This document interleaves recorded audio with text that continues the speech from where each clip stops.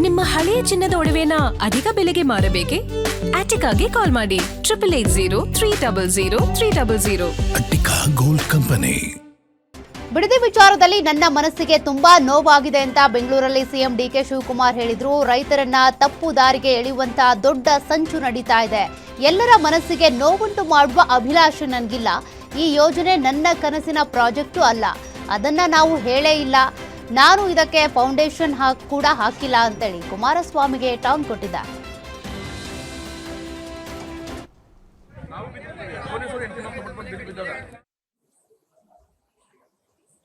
ನನ್ನ ಮನಸ್ಸಿಗೆ ಬಹಳ ನೋವಾಗಿದೆ. ರಾಜಕೀಯವಾಗಿ ಪ್ರೇರಿತವಾಗಿ ನಡೀತಾ ಇರುವಂತ ಒಂದು ಕುಮ್ಮಕ್ಕಿನಿಂದ ನಮ್ಮ ಅಧಿಕಾರಿಗಳಿಗೆ ಬೇಕಾದಷ್ಟು ತಂದೆ ಆದಂತ ಒಬ್ಬ ರೈತರನ್ನ ತಪ್ಪುದಾರಿಗೆ ಹಿಡಿಯುವಂತ ಒಂದು ವ್ಯವಸ್ಥೆ, ದೊಡ್ಡ ಸಂಚು ನಡೀತಾ ಇದೆ.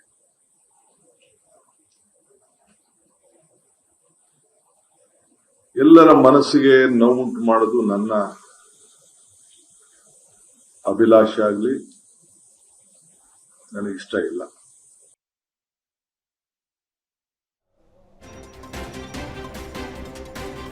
ಇನ್ನು ಬಿಡದಿ ಟೌನ್ಶಿಪ್ ವಿಚಾರದಲ್ಲಿ ಕೇಂದ್ರ ಸಚಿವ ಎಚ್.ಡಿ. ಕುಮಾರಸ್ವಾಮಿ ವಿರುದ್ಧ ಸಿಎಂ ಡಿಕೆ ಶಿವಕುಮಾರ್ ನಿಗಿ ಕೆಂಡ ಕಾರಿದ್ರು. ನೀವು ಹೇಳ್ತಿರೋ ಸುಳ್ಳು ಎಷ್ಟು ದಿನ ಮುಚ್ಚಿಡೋಕಾಗುತ್ತೆ?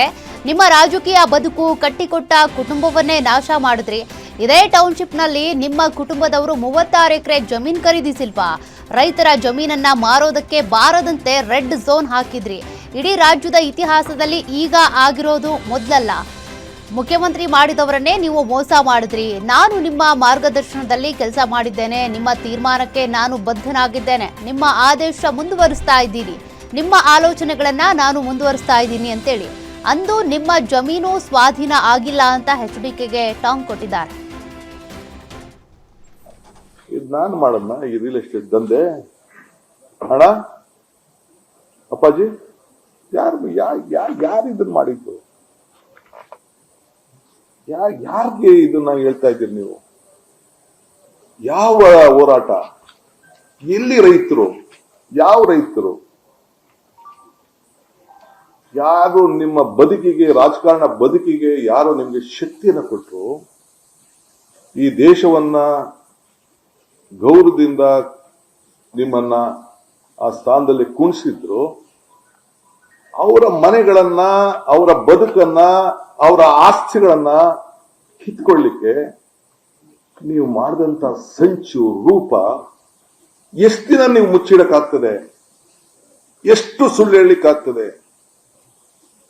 ಆ ರೈತರು ನೀವು ಖರೀದಿ ಮಾಡಿದಂತ 1 ಎಕರೆ ಭೂಮಿ ಬಿಡದಿಲಿರ್ಬೋದು, ದೇವಗಿರಿಯಲ್ಲಿರ್ಬೋದು, ಇಲ್ಲ ಸುತ್ತಮುತ್ತಲ ಇರ್ಬೋದು, 1 ಎಕರೆ ಈ ಕಾನೂನನ್ನ ನಿಮ್ಮ ಕುಟುಂಬದವ್ರ ಜಮೀನು ಎಲ್ಲೂ ಹೋಗ್ದಿರ್ವಲ್ಲ. ಈ ಭೂಮಿಯ ಮಕ್ಕಳು ರೈತರ ಮಕ್ಕಳದಲ್ವೇ? ನೀವು ರೈತರಲ್ವೇ? ಇದೇ ಟೌನ್ಶಿಪ್ ಅಲ್ಲಿ ನಿಮ್ಮ ಕುಟುಂಬದವರು 30 ಎಕರೆ ಖರೀದಿ ಮಾಡ್ಕೊಳ್ಳಿಲ್ವೇ? 36 ಎಕರೆ ಏನ್ ಪತ್ರ ಬರೆದ್ರು ಅಕ್ಕ ಅವರು? ನಾನು ಬೇಡ, ಈಗ ನನ್ನ ಅಕ್ಕನ ತರದ್ ಬೇಡ. ಆ ರೈತರ ಜಮೀನು ನೀನ್ ಯಾರು ಮಾರಲೂಬಾರ್ದು. ನೀನ್ ಕಷ್ಟಕ್ಕೆ, ಅವನ ಪಾಪ ಕಷ್ಟಕ್ಕೆ ಮದುವೆ ಮಾಡೋರ್ಗೆ, ಮುಂಜಿ ಮಾಡೋರ್ಗೆ, ಅವ್ರಿಗೇನಾದ್ರು ಬದುಕನ್ನ ಕಟ್ಕೊಳ್ಲಿಕ್ಕೆ ಏನು ಮಾಡಬಾರ್ದು ಅಂತೇಳಿ ರೆಡ್ ಝೋನ್ ಹಾಕಿ ನೀವು ತೀರ್ಮಾನ ಮಾಡಿದ್ದು ಇಡೀ ರಾಜ್ಯದ ಇತಿಹಾಸದಲ್ಲಿ ಇದೇ ಮೊದಲನೇದು. ಯಾರನ್ನ ಮುಖ್ಯಮಂತ್ರಿ ಮಾಡಿದ್ರು, ಯಾರನ್ನ ಪ್ರಧಾನಮಂತ್ರಿ ಮಾಡಿದ್ರು, ಯಾರನ್ನ ಸಬ್ಸಿಡಿ ಮಾಡಿದ್ರು, ಅವರ ಭೂಮಿಗೆ ನೀವು ಮಾಡಿದಂತ ಮುನ್ನುಡಿನ ನಾನು ನಿಮ್ಮ ಮಾರ್ಗದರ್ಶನದಲ್ಲಿ ನಾನು ಕೆಲಸ ಮಾಡ್ತಾ ಇದ್ದೀನಿ. I am your successor. Bidadi township ವಿಚಾರವಾಗಿ ಮಾತನಾಡಿದ ಸುದ್ದಿಗೋಷ್ಠಿಯಲ್ಲಿ ಸಿಎಂ ಡಿಕೆ ಶಿವಕುಮಾರ್ ಜೈಲಿನ ದಿನಗಳನ್ನ ನೆನೆದ್ರು. ನಾನು ಸಿಎಂ ಆಗಿರೋದು ಕೆಲವರಿಗೆ ತಡ್ಕೊಳ್ಳೋಕಾಗ್ತಿಲ್ಲ, ಅವರಿಗೆ ನಿದ್ದೆ ಬರ್ತಾ ಇಲ್ಲ, ಸಿಎಂ ಆಗಿರೋದನ್ನ ಸಹಿಸಿಕೊಳ್ಳೋದಕ್ಕಾಗ್ತಿಲ್ಲ. ನನ್ನನ್ನ ಜೈಲಿಗೆ ಕಳ್ಸೋಕೆ ಎಷ್ಟು ವರ್ಷದಿಂದ ಸಂಚು ಮಾಡಿದ್ದಾರೆ.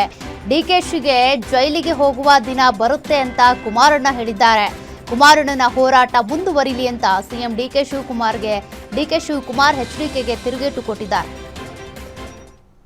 ನಾನು CM ಆಗಿರೋದು ಪಾಪ ಕೆಲವ್ರಿಗೆ ತಡ್ಕೊಳಕ್ ಸಾಧ್ಯನೇ ಆಗ್ತಾ ಇಲ್ಲ, ನಿದ್ರೆ ಬರ್ತಾ ಇಲ್ಲ. ಈ ರಾಜ್ಯದ ಅಭಿವೃದ್ಧಿ, ಜನ ತೋರಿಸಿರೋಂತ ಪ್ರೀತಿ ಸಹಿಸಕ್ ಆಗ್ತಾ ಇಲ್ಲ. ನನ್ನ ಜೈಲಿಗೆ ಕಳಿಸ್ಬೇಕು, ಜೈಲಿಗೆ ಹೋಗೋದಕ್ಕೆ ಎಷ್ಟು ವರ್ಷಗಳಿಂದ ಸಂಚುಗಳು ನಡೀತು ಅನ್ನೋದು ಕೂಡ ನಾನು ಇನ್ನೊಂದು ದಿನ ನಿಮಗೆ ವಿವರಿಸಿ ನಾನು ತಿಳಿಸ್ತಾ ಇದ್ದೇನೆ. ಈಗೂ ಕೂಡ ಮಾಧ್ಯಮದಲ್ಲಿ ನಾನು ನೋಡ್ತಾ ಇದ್ದೆ, ಇವತ್ತು DKC ಜೈಲಿಗೆ ಹೋಗುವ ದಿನ ಬಂದೇ ಬರ್ತದೆ ಅಂತ ಹೇಳಿ ನಮ್ಮ ಕುಮಾರಣ್ಣವರು, HDK ಅಂದ್ರೆ ಕುಮಾರಣ್ಣವರು, ಅವರು ಹೇಳಿದ್ದಾರೆ. ನಾನು ಸ್ವಾಗತ ಮಾಡ್ತೇನೆ. ನಿಮ್ಮ ಆಸೆಗೆ ಒಳ್ಳೇದಾಗಲಿ.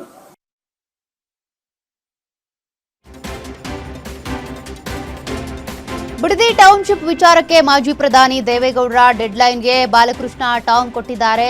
ದೇವೇಗೌಡರು ಬಿಡದಿ ಬಗ್ಗೆ ಹೋರಾಟ ಮಾಡೋದು ಬೇಡ, ಬೇರೆ ಜ್ವಲಂತ ಸಮಸ್ಯೆಗಳ ಬಗ್ಗೆ ಹೋರಾಟ ಮಾಡಬೇಕು ಅಂತ ಅನ್ಸಿಲ್ವಾ ಅವರಿಗೆ? ಮೋದಿಯವರ ಜೊತೆಗೆ ದೇವೇಗೌಡರು ಕಾಸ ಇದ್ದಾರೆ. ದೇವೇಗೌಡರು ಮೇಕೆದಾಟು ಮಹದಾಯಿ ಬಗ್ಗೆ ಯಾಕೆ ಒಪ್ಪಿಸ್ತಾ ಇಲ್ಲ? ಹಾಸನದಲ್ಲಿ 2,000 ಎಕರೆ ಜಮೀನು ಭೂಸ್ವಾಧೀನ ಆಗಿದೆ, ಅಲ್ಲಿ ಯಾಕೆ ರೈತರ ಬಗ್ಗೆ ದೇವೇಗೌಡರು ಮಾತಾಡ್ತಿಲ್ಲ? ಮೆಚ್ಚಿಸೋದಕ್ಕೆ ಗೌಡ್ರು ಧರಣಿ ಕೂರ್ತಾರೆ ಅಂದ್ರೆ ನಾವೇನು ಮಾಡೋದಕ್ಕಾಗಲ್ಲ. ಇದೇ ಧರಣಿಯನ್ನ ಮೋದಿಯವರ ಮುಂದೆ ಮಾಡ್ಲಿ ನೋಡೋಣ ಅಂತ ಬಾಲಕೃಷ್ಣ ಕಿಡಿಕಾರಿದ್ದಾರೆ. ಈಗ ನೋಡಿ, ದೇವೇಗೌಡರಿಗೆ ಬಹಳ ಜ್ವಲಂತ ಸಮಸ್ಯೆಗಳಿದ್ದಾವೆ ಈ ರಾಜ್ಯದಲ್ಲಿ. ಅದು ಮೇಕೆದಾಟು ಇರ್ಬೋದು, ಮಹದಾಯಿ ಇರ್ಬೋದು, ಈ ರೀತಿ ಅನೇಕ ಇಶ್ಯೂಸ್ಗಳಿದ್ದಾವೆ. ಅದ್ರ ಬಗ್ಗೆ ಅವರು ಬೆಳಕು ಚೆಲ್ಲಬೇಕು, ಅದ್ರ ಬಗ್ಗೆ ಅವರು ಹೋರಾಟ ಮಾಡಬೇಕು. ಅದ್ರ ಬಗ್ಗೆ ಅವರು ನರೇಂದ್ರ ಮೋದಿ ಅವ್ರಿಗೆ ಕಾಸ ಇದ್ದಾರೆ. ನರೇಂದ್ರ ಮೋದಿ ಅವ್ರ ಹತ್ರ ಹೋಗಿ ಇಂಥ ಸಮಸ್ಯೆಗಳನ್ನ ಬಗೆಹರಿಸಲಿ. ಈಗ ದೇವೇಗೌಡರೇ IIT ಆಗಬೇಕು ಅಂತೇಳಿ, IIT ಆಗಬೇಕು ಅಂತೇಳಿ ದೇವೇಗೌಡರೇ IIT ಆಗಬೇಕು ಅಂತೇಳಿ 2,000 ಎಕರೆನ ಹಾಸನದಲ್ಲಿ ನ್ಯಾಷನಲ್ ಹೈವೇನಲ್ಲಿ ಅಕ್ವೈರ್ ಮಾಡೋರಲ್ಲ, ಇದಕ್ಕೆ ದೇವೇಗೌಡರು ಯಾಕೆ ಹೋರಾಟ ಮಾಡಲಿಲ್ಲ ಕೈ ಬಿಡಿ ಅಂತ? ತಮಗೊಂದು ನ್ಯಾಯ, ಪರರಿಗೊಂದು ನ್ಯಾಯ. ಅವ್ರಿಗೆ ಮೂಲ ಉದ್ದೇಶ ಏನಂತಂದರೆ DK ಶಿವಕುಮಾರ್ ಅವ್ರ ಮೇಲೆ ಕಪ್ಪು ಮಸಿ, ಅವ್ರ ಮುಖಕ್ಕೆ ಕಪ್ಪು ಮಸಿ ಬೆಳಿಬೇಕು, ಅವ್ರಿಗೆ ಕೆಟ್ಟ ಹೆಸರು ಬರಬೇಕು, ಅದಕ್ಕೆ ಏನೇನು ಷಡ್ಯಂತ್ರ ಮಾಡಬೇಕು ಅದೆಲ್ಲ ಸೇರಿ ಅವ್ರ ಕುಟುಂಬ ಮಾಡ್ತಾ ಇದೆ.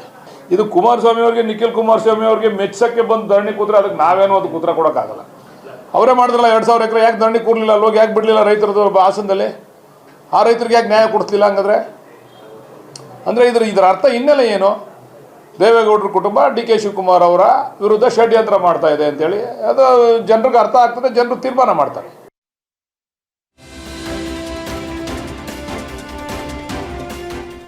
ಬಿಡದಿ ಟೌನ್ಶಿಪ್ ವಿರೋಧದ ನಡುವೆನೂ ಸರ್ಕಾರ 2ನೇ ಹಂತದ ಅಂತಿಮ ಅಧಿಸೂಚನೆ ಹೊರಡಿಸಿದೆ. ಹೊಸೂರು, ಅರಳಾಳು ಸಂದ್ರ, ಬನ್ನಿಗಿರಿ, KG ಗೊಲ್ಲರಪಾಳ್ಯ ಭೂ ಸ್ವಾಧೀನಕ್ಕೆ ಅಧಿಸೂಚನೆ ಹಿನ್ನೆಲೆ ಯೋಜನೆ ಪರ ಇರುವ ರೈತರು ಸಂಭ್ರಮಾಚರಣೆ ಮಾಡಿದ್ದಾರೆ. ಪಟಾಕಿ ಸಿಡಿಸಿ ಸಿಹಿ ಹಂಚಿ ಸೆಲೆಬ್ರೇಷನ್ ಮಾಡಿದ್ರು. ಸಿಹಿ ಹಂಚಿ CM DK ಶಿವಕುಮಾರ್ ಪರವಾಗಿ ಘೋಷಣೆ ಕೂಗಿದ್ದಾರೆ. 20 ವರ್ಷದಿಂದ ವನವಾಸ ಅನುಭವಿಸ್ತಾ ಇದ್ವಿ, ಇದೀಗ ಅದಕ್ಕೆ ಮುಕ್ತಿ ಸಿಕ್ಕಿದೆ. ಬೇಗ ನಮ್ಮ ಜಮೀನುಗಳಿಗೆ JMC ಮಾಡಿ ಪರಿಹಾರ ನೀಡಿ ಅಂತ ರೈತರು ಮನವಿ ಮಾಡಿದ್ದಾರೆ.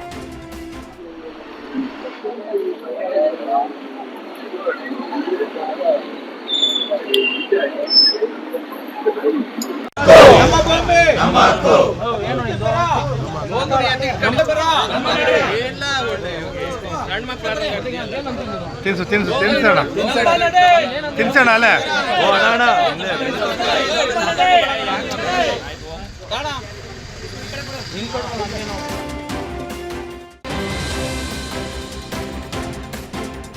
ಕಾವೇರಿ ವಿಚಾರದಲ್ಲಿ ಕರ್ನಾಟಕಕ್ಕೆ ಬಿಗ್ ರಿಲೀಫ್ ಸಿಕ್ಕಿದ್ದು, ತಮಿಳುನಾಡಿಗೆ ಸದ್ಯಕ್ಕೆ ಕಾವೇರಿ ನೀರು ಬಿಡಂಗಿಲ್ಲ, ಯಥಾಸ್ಥಿತಿ ಕಾಯ್ದುಕೊಳ್ಳೋದಕ್ಕೆ CWRC ಸೂಚನೆ ಕೊಟ್ಟಿದೆ. ಸಭೆಯಲ್ಲಿ ಕರ್ನಾಟಕದ ಅಧಿಕಾರಿಗಳು ಮಳೆ ಕೊರತೆ ವಿವರಿಸಿದ್ದು, ಡ್ಯಾಂಗಳ ನೀರಿನ ಸ್ಥಿತಿಗತಿ ಬಗ್ಗೆ ಕೂಡ ಹೇಳಿದ್ದಾರೆ. ಡ್ಯಾಂನಲ್ಲಿ ಕುಡಿಯುವ ನೀರು ಮಾತ್ರ ಲಭ್ಯ ಇದೆ, ಬೆಳೆಗಳಿಗೆ ನೀರಿಲ್ಲ ಅಂತ ಕರ್ನಾಟಕ ವಾದ ಮಂಡನೆ ಮಾಡಿದೆ. ಹೀಗಾಗಿ ತಮಿಳುನಾಡಿಗೆ ನೀರು ಬಿಡೋದಕ್ಕೆ ಸಾಧ್ಯ ಇಲ್ಲ ಅಂತ ಕರ್ನಾಟಕ ಹೇಳಿದ್ದು, ಆದರೆ ತಕ್ಷಣ ನೀರು ಬಿಡುವಂತೆ ತಮಿಳುನಾಡು ಬೇಡಿಕೆ ಇಟ್ಟಿದೆ. ವಾದ ಪ್ರತಿವಾದ ಆಲಿಸಿ CWRC ಸ್ಪಷ್ಟ ಸೂಚನೆಯನ್ನು ಕೊಟ್ಟಿದೆ.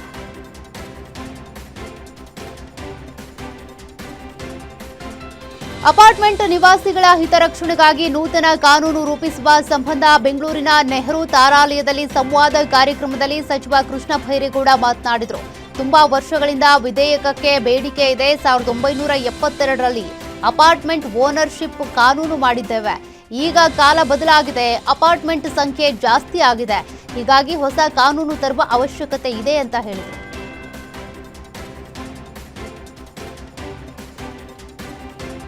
ಬೆಂಗಳೂರಿನಲ್ಲಿ ಬೆಳ್ಳಂಬೆಳಗ್ಗೆ ರಿಯಲ್ ಎಸ್ಟೇಟ್ ಕಂಪನಿಯೊಂದಕ್ಕೆ ಐಟಿ ಅಧಿಕಾರಿಗಳು ಬಿಗ್ ಶಾಕ್ ಕೊಟ್ಟಿದ್ದಾರೆ. ತೆರಿಗೆ ವಿಚಾರ ಸಂಬಂಧ ಸ್ಕ್ವೇರ್ ಯಾರ್ಡ್ಸ್ ಕಂಪನಿ ಮೇಲೆ ದೆಹಲಿ ಮೂಲದ ಐಟಿ ಅಧಿಕಾರಿಗಳು ರೇಡ್ ಮಾಡಿದ್ದಾರೆ. ಕಂಪನಿಯ ಕೆಲ ಸಿಬ್ಬಂದಿ ಮನೆ ಮೇಲೂ ಕೂಡ ಐಟಿ ದಾಳಿ ನಡೆಸಿ ಮಹತ್ವದ ದಾಖಲೆಗಳನ್ನು ಪರಿಶೀಲನೆ ಮಾಡಿದ್ದಾರೆ. ಒಟ್ಟು 9 ದೇಶಗಳಲ್ಲಿ ಬಿಸಿನೆಸ್ ಹೊಂದಿರುವ ಕಂಪನಿ ಗ್ರಾಹಕರಿಗೆ ಮನೆ ಖರೀದಿ, ಮಾರಾಟ, ಬಾಡಿಗೆಗಳಿಂದ ವಹಿವಾಟು ನಡೆಸ್ತಾ ಇದೆ.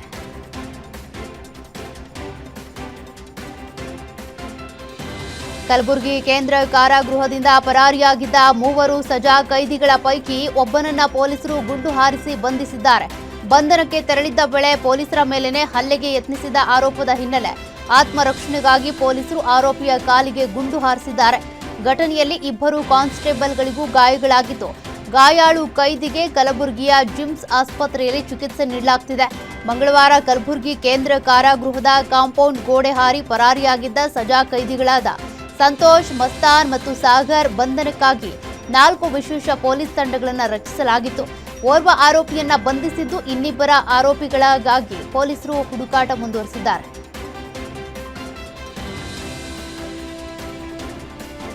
ಬಿಎಂಟಿಸಿ ಬಸ್ನಲ್ಲಿ ಖತರ್ನಾಕ್ ಲೇಡಿಯೊಬ್ಬಳು ಕಂಡಕ್ಟರ್ನ ಬ್ಯಾಗ್ ಅನ್ನೇ ಕದ್ದಿರುವ ಘಟನೆ KA 57F6331 ಈ ಬಸ್ನಲ್ಲಿ ನಡೆದಿದೆ. ಟಿಕೆಟ್ ಬ್ಯಾಗ್ ಕದ್ದ ಬಗ್ಗೆ ಸಹ ಪ್ರಯಾಣಿಕರೇ ತಿಳಿಸಿದ್ದಾರೆ. ಘಟನಾ ಸ್ಥಳಕ್ಕೆ ಕಂಡಕ್ಟರ್, ಟ್ರಾಫಿಕ್ ಪೊಲೀಸರು ಕರೆಸಿದ್ದಾರೆ. ಪೊಲೀಸರು ಪ್ರಯಾಣಿಕರ ಬಳಿ ಶೋಧ ನಡೆಸಿದಾಗ ಟಿಕೆಟ್ ಬ್ಯಾಗ್ ಪತ್ತೆಯಾಗಿದೆ. ಬಿಎಂಟಿಸಿ ಬಸ್ನಲ್ಲಿ ಬ್ಯಾಗ್ ಕದ್ದು ಖತರ್ನಾಕ್ ಲೇಡೀಸ್ ಹೈ ಡ್ರಾಮಾ ನಡೆಸಿದ್ದು ತಗಲಾಕೊಂಡಿದ್ದಾರೆ.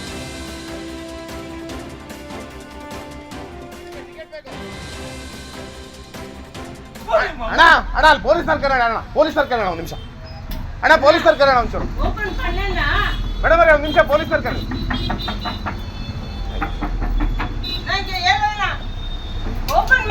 ತೆಗಿಬೇಡಿ ತೆಗಿಬೇಡಿ ಪೊಲೀಸ್ ತೆಗಿಬೇಡಿ ಮೇಡಮ್ ನೋಡಿ, ಅಲ್ಲಿ ನಂದು ಡ್ಯೂಟಿ ಬ್ಯಾಗು, ನಂದು ಡ್ಯೂಟಿ ಬ್ಯಾಗ್ ತಗೊಂಡಿದ್ದಾರೆ.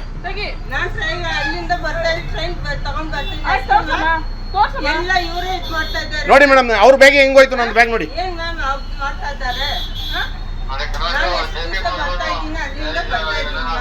ಇಲ್ಲ ಹೋಗಲ್ಲ ಸರ್, ಕರ್ಸಿ ಮೇಡಮ್ ಅಲ್ಲಿ. ಹಾ, ಹೆಂಗ್ ಬಂತಲ್ಲಿ ಬ್ಯಾಗು?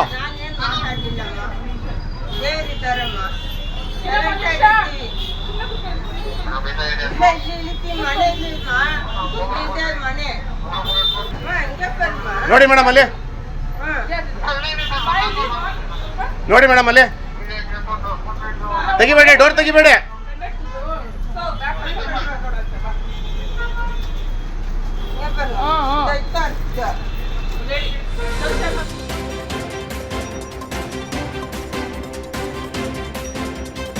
ಬೆಂಗಳೂರಿನಲ್ಲಿ ಉದ್ಯೋಗಕ್ಕಾಗಿ ಅಲೆಯುವ ಯುವಕರು ಎಚ್ಚರಿಕೆಯನ್ನ ವಹಿಸಲೇಬೇಕು. ಆಂಧ್ರಪ್ರದೇಶದ ಎಂಎನ್ಸಿ ಕಂಪನಿಯಲ್ಲಿ ಉದ್ಯೋಗ ಕೊಡಿಸೋದಾಗಿ ಮೋಸ ಮಾಡೋದಕ್ಕೆ ವಂಚಕರು ಆಕ್ಟಿವ್ ಆಗಿಬಿಟ್ಟಿದ್ದಾರೆ. ಪರೀಕ್ಷಾ ಶುಲ್ಕ 2 ರಿಂದ 3 ಸಾವಿರ ಫಿಕ್ಸ್ ಮಾಡಿ ಒಮ್ಮೆ 30 ರಿಂದ 40 ಜನರನ್ನ ಕರೆಸಿ ಪರೀಕ್ಷೆ ನಡೆಸ್ತಾ ಇದ್ರು. ಪರೀಕ್ಷೆ ಮುಗಿದ ನಂತರ ಸರಿಯಾಗಿ ಪರೀಕ್ಷೆ ಬರೆದಿಲ್ಲ, ಇನ್ನೊಬ್ರು ಸೆಲೆಕ್ಟ್ ಆಗಿದ್ದಾರೆ ಅಂತ ಹೇಳಿ ವಂಚಿಸ್ತಾ ಇದ್ರು. ಇದೀಗ ನಕಲಿ ಪರೀಕ್ಷೆ ಬರೆಸಿ ನಿರುದ್ಯೋಗಿಗಳಿಗೆ ವಂಚಿಸಿರುವ ಗ್ಯಾಂಗ್ ಅನ್ನ ಬೆಂಗಳೂರು ವೈಟ್ ಫೀಲ್ಡ್ ಪೊಲೀಸರು ಬಂಧಿಸಿದ್ದಾರೆ. ಪ್ರಕರಣ ದಾಖಲಿಸಿ ವೈಟ್ ಫೀಲ್ಡ್ ಪೊಲೀಸರು ಆರೋಪಿಗಳನ್ನ ತೀವ್ರ ವಿಚಾರಣೆಗೊಳಪಡಿಸಿದ್ದಾರೆ.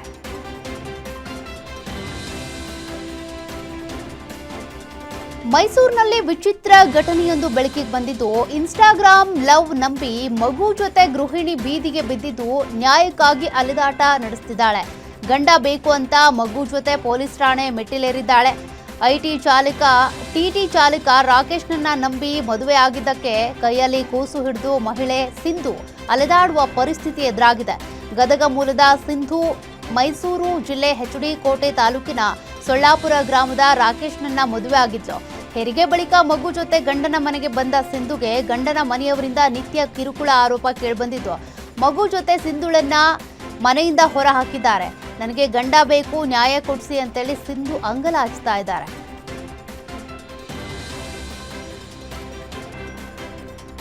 ಶಾಲೆಯಲ್ಲಿ ನಡೆದ ಸಣ್ಣ ಘಟನೆಯೊಂದಕ್ಕೆ ಶಿಕ್ಷಕರೊಬ್ಬರು ವಿದ್ಯಾರ್ಥಿಗೆ ಒದ್ದಿದ್ದಕ್ಕೆ 7ನೇ ತರಗತಿಯ ವಿದ್ಯಾರ್ಥಿಯೊಬ್ಬ ಆತ್ಮಹತ್ಯೆಗೆ ಯತ್ನಿಸಿರುವ ಘಟನೆ ನಡೆದಿದೆ. ವಿದ್ಯಾರ್ಥಿ ಸಮರ್ಥ ನಿರ್ಧಾರ ತೆಗೆದುಕೊಳ್ಳುವ ಮುನ್ನ ತನ್ನ ಸಹೋದರಿಗೆ ಈ ವಿಷಯ ತಿಳಿಸಿದ್ದಾನೆ. ಮರಿಯಪ್ಪನಪಾಳ್ಯ ಪ್ರದೇಶದಲ್ಲಿರುವಂತಹ ಶಾಲೆಯಲ್ಲಿ ವಿದ್ಯಾರ್ಥಿ ಸಮರ್ಥ್ ವ್ಯಾಸಂಗ ಮಾಡ್ತಾ ಇದ್ದ. ನೇಣು ಹಾಕಿಕೊಂಡು ಆತ್ಮಹತ್ಯೆಗೆ ಯತ್ನಿಸಿದ್ದು, ತಕ್ಷಣ ಬಂದು ನೇಣಿನ ಕುಣಿಕೆಯಿಂದ ಇಳಿಸಿದ ಸ್ಥಳೀಯರು ತಕ್ಷಣವೇ ಖಾಸಗಿ ಆಸ್ಪತ್ರೆಗೆ ದಾಖಲು ಮಾಡಿದ್ದಾರೆ. ಸಮರ್ಥ್ ಸ್ಥಿತಿ ಗಂಭೀರವಾಗಿದ್ದು, ಶಾಲೆ ವಿರುದ್ಧ ಜ್ಞಾನಭಾರತಿ ಠಾಣೆಗೆ ಸಮರ್ಥ್ ಪೋಷಕರು ದೂರು ಕೊಟ್ಟಿದ್ದಾರೆ.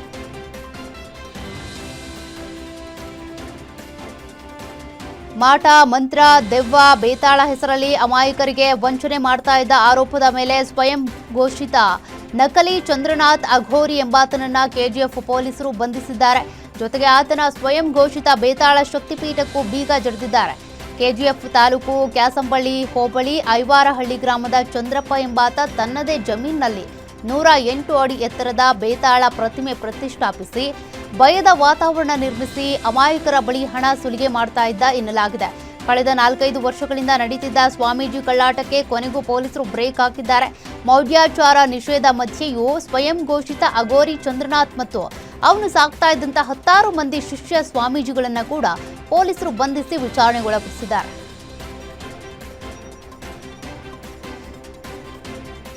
ಜಮೀನಿಗೆ ಹೋಗುವ ರಸ್ತೆಗಾಗಿ 2 ಸಮುದಾಯದವರ ನಡುವೆ ಮಾರಾಮಾರಿಗೆ ನಡೆದಿರುವಂತಹ ಘಟನೆ ಹಾವೇರಿ ಜಿಲ್ಲೆಯ ಹಾನಗಲ್ ತಾಲೂಕಿನ ಬ್ಯಾಗ್ವಾದಿ ಗ್ರಾಮದಲ್ಲಿ ನಡೆದಿದೆ. ಬಡುಗೆ ಮಚ್ಚು ಹಿಡಿದು ಹೊಡೆದಾಡಿಕೊಂಡಿದ್ದು, ಒಂದು ಗುಂಪು ಮನೆಗೆ ಟಿಟಿ ವಾಹನ ನುಗ್ಗಿಸಿ ಹತ್ಯೆಗೂ ಯತ್ನಿಸಿದ್ದಾರೆ. ಉಡುಚಪ್ಪ ಉದ್ದನಕಾಲು ಎಂಬ ಕುಟುಂಬದ ಮೇಲೆ ದಾಳಿ ನಡೆಸಿದ್ದಾರೆ. ಮನೆಗೆ ಟಿಟಿ ನುಗ್ಗಿಸಿದ ಭೀಕರ ದೃಶ್ಯ ಸಿಸಿಟಿವಿಯಲ್ಲಿ ಸೆರೆಯಾಗಿತ್ತು. ಘಟನೆಯಲ್ಲಿ 8 ಜನರಿಗೆ ಗಾಯಗಳಾಗಿದ್ದು, 2 ಸ್ಥಿತಿ ಗಂಭೀರವಾಗಿದೆ. ಹುಬ್ಬಳ್ಳಿಯ ಕಿಮ್ಸ್ ಆಸ್ಪತ್ರೆಯಲ್ಲಿ ಚಿಕಿತ್ಸೆ ನೀಡಲಾಗುತ್ತಿದೆ. ಘಟನೆ ಸಂಬಂಧ ಆಡೂರು ಪೊಲೀಸ್ ಠಾಣೆಯಲ್ಲಿ ಪ್ರಕರಣ ದಾಖಲಾಗಿದೆ.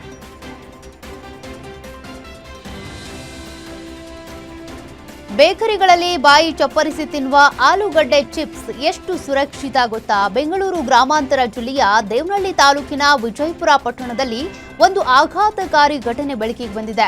ರಸ್ತೆ ಬದಿಯ ಬೇಕರಿಯೊಂದರಲ್ಲಿ ಸಾರ್ವಜನಿಕರ ಕಣ್ಣೆದುರೇ ಕೊಳಿತ ಆಲೂಗಡ್ಡೆ ಹಾಗೂ ಗಲೀಜು ನೀರನ್ನ ಬಳಸಿ ಚಿಪ್ಸ್ ತಯಾರಿಸುತ್ತಿದ್ದ ಕೃತ್ಯ ಬಯಲಾಗಿದ್ದು, ಅಧಿಕಾರಿಗಳು ತಕ್ಷಣವೇ ಬೇಕರಿಯನ್ನ ಸೀಸ್ ಮಾಡಿದ್ದಾರೆ. ವಿಜಯಪುರ ಪಟ್ಟಣದ ಶ್ರೀ ಸಾಯಿರಾಮ್ ಹಾಟ್ ಚಿಪ್ಸ್ ಬೇಕರಿಯಲ್ಲಿ ಈ ಘಟನೆ ನಡೆದಿದೆ. ಸ್ಥಳೀಯ ನಿವಾಸಿಯಾದ ವೆಂಕಟೇಶ್ ಎಂಬ ವ್ಯಕ್ತಿ ತಮ್ಮ ಮಕ್ಕಳಿಗೆ ಇಷ್ಟ ಅಂತ ಈ ಬೇಕರಿಯಲ್ಲಿ ಆಲೂಗಡ್ಡೆ ಚಿಪ್ಸ್ ಅನ್ನ ಖರೀದಿಸಿದ್ರು. ಆದರೆ ರಾತ್ರಿ ಈ ಚಿಪ್ಸ್ ತಿಂದಿದ್ದ ಮನೆಯ ಮಕ್ಕಳಿಗೆ ಬೆಳಗಾಗುವಷ್ಟರಲ್ಲಿ ತೀವ್ರವಾದ ಕೆಮ್ಮು ಕಾಣಿಸಿಕೊಂಡಿದೆ.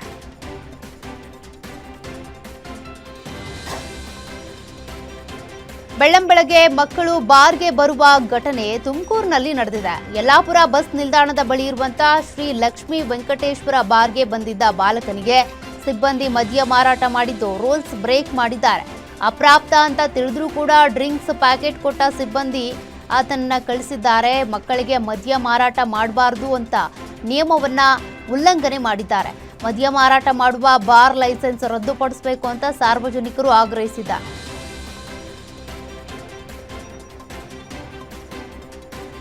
ಶಾಲೆಗೆ ಹೋಗ್ತಿದ್ದ ಬಾಲಕನಿಗೆ ಕಾರು ಡಿಕ್ಕಿಯಾಗಿ ಸ್ಥಳದಲ್ಲೇ ಸಾವನ್ನಪ್ಪಿರುವ ಘಟನೆ ಶಿವಮೊಗ್ಗ ಜಿಲ್ಲೆಯ ಭದ್ರಾವತಿ ತಾಲೂಕಿನಲ್ಲಿ ನಡೆದಿದೆ.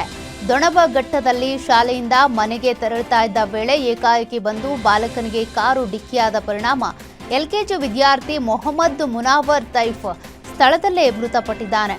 ಘಟನೆ ಸಂಬಂಧ ಭದ್ರಾವತಿ ಗ್ರಾಮಾಂತರ ಠಾಣೆಯಲ್ಲಿ ಪ್ರಕರಣ ದಾಖಲಾಗಿದೆ.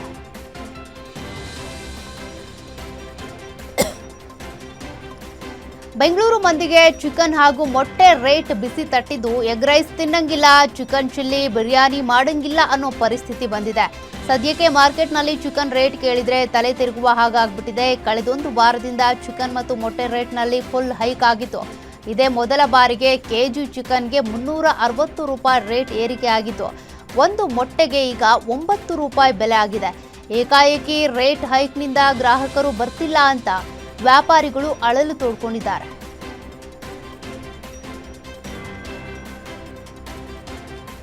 ಬೆಂಗಳೂರಿನಲ್ಲಿ 34 ಕೋಟಿ ರೂಪಾಯಿ ಡ್ರಗ್ಸ್ ಸೀಸ್ ಮಾಡಿದ ಹೆಬ್ಬಾಳ ಪೊಲೀಸರಿಗೆ 10 ಲಕ್ಷ ರೂಪಾಯಿ ಬಹುಮಾನ ಘೋಷಿಸಲಾಗಿದೆ. ಈ ಬಗ್ಗೆ ಬೆಂಗಳೂರು ನಗರ ಪೊಲೀಸ್ ಆಯುಕ್ತ ಸೀಮಂತ್ ಕುಮಾರ್ ಸಿಂಗ್ ಹೇಳಿಕೆ ಕೊಟ್ಟಿದ್ದು, 3 ಡಿವಿಷನ್ಗಳಲ್ಲಿ 10 ದಿನಗಳಿಂದ ಕಾರ್ಯಾಚರಣೆ ನಡೆದಿದೆ. ಹೆಬ್ಬಾಳದಲ್ಲಿ 17 ಕೆಜಿ ಎಂಡಿಎಂಎ ಡ್ರಗ್ಸ್ ಸೀಸ್ ಮಾಡಿದ್ದಾರೆ. ಕಳೆದ ಬಾರಿಯೂ 34 ಕೋಟಿಯಷ್ಟು ಡ್ರಗ್ಸ್ ಸೀಸ್ ಮಾಡಲಾಗಿತ್ತು. ನವದೆಹಲಿಯಲ್ಲೂ ಕೆಲ ಕೆಜಿಯಷ್ಟು ಡ್ರಗ್ಸ್ ಸೀಸ್ ಮಾಡಿದ್ದಾರೆ. ಇನ್ನು ಹೆಬ್ಬಾಳ ಪೊಲೀಸರ ಮಾಹಿತಿ ಮೇರೆಗೆ ದಾಳಿ ಮಾಡಿ ಅರೆಸ್ಟ್ ಮಾಡಲಾಗಿದೆ. ಡ್ರಗ್ಸ್ ಪೆಡ್ಲರ್ಗಳನ್ನು ಪೊಲೀಸರು ಬಂಧಿಸಿದ್ದಾರೆ. ದೆಹಲಿಗೆ ಹೋಗಿ ವಶಕ್ಕೆ ತೆಗೆದುಕೊಳ್ಳುವುದು ಹಾಗೂ ಸ್ಥಳ ಪತ್ತೆ ತುಂಬಾ ಕಷ್ಟ ಆಗಿದೆ. ನಿಖರ ಮಾಹಿತಿಯನ್ನ ಸಂಗ್ರಹ ಮಾಡಿ ಚೆನ್ನಾಗಿ ಕೆಲಸ ಮಾಡಿದ್ದಾರೆ. ಹೆಬ್ಬಾಳ ಪೊಲೀಸರ ಉತ್ತಮ ಕಾರ್ಯಕ್ಕಾಗಿ 10 ಲಕ್ಷ ರೂಪಾಯಿ ಬಹುಮಾನ ನೀಡಲಾಗುತ್ತೆ ಅಂತ ತಿಳಿಸಿದರು.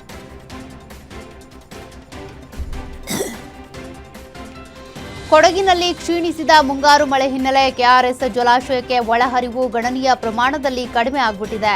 15,000 ಕ್ಯೂಸೆಕ್ನಿಂದ 2 ಕ್ಯೂಸೆಕ್ ಒಳಹರಿವಿನ ಪ್ರಮಾಣ ಕಡಿಮೆ ಆಗಿರೋದು. ಸ್ವಲ್ಪ ಪ್ರಮಾಣದ ಮುಂಗಾರು ಮಳೆಯಿಂದ 80 ಅಡಿಯಿಂದ 92 ಅಡಿಗೆ ಡ್ಯಾಂನಲ್ಲಿ ನೀರಿನ ಮಟ್ಟ ಇದೆ. ತಡವಾಗಿ ಆದರೂ ಡ್ಯಾಂ ಭರ್ತಿಯಾಗುವ ಭರವಸೆಯಲ್ಲಿದ್ದ ರೈತರಿಗೆ ನಿರಾಸೆ ಆಗಿಬಿಟ್ಟಿದೆ.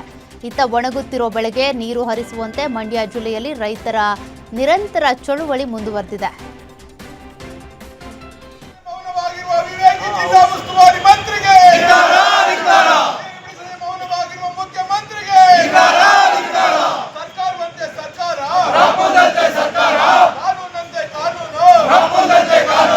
ಮಾಡಿಸಿ ನಮ್ ದಸ್ತಗಿರಿ ಮಾಡಿದ್ರೆ ನಿಮ್ಗೆ ಸಭಾಸ್ಗಿರಿ ಸಿಗ್ತದೆ.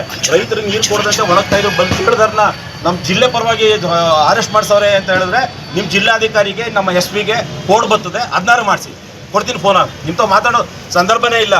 ನೀವು ಜಿಲ್ಲಾಧಿಕಾರಿಯಾಗಿ ಜವಾಬ್ದಾರಿಯುತವಾಗಿ ನಮ್ಮ ಜಿಲ್ಲೆಯಲ್ಲಿ ನಡ್ಕೊಳ್ಳದೆ ಇರುವಂತ ಮೊದಲನೇ ಜಿಲ್ಲಾಧಿಕಾರಿ ನೀವು ಇಲ್ಲಿ ಇರೋಕೆ ಲಾಯಕಲ್ಲ. ಡಿಸಿಗೆ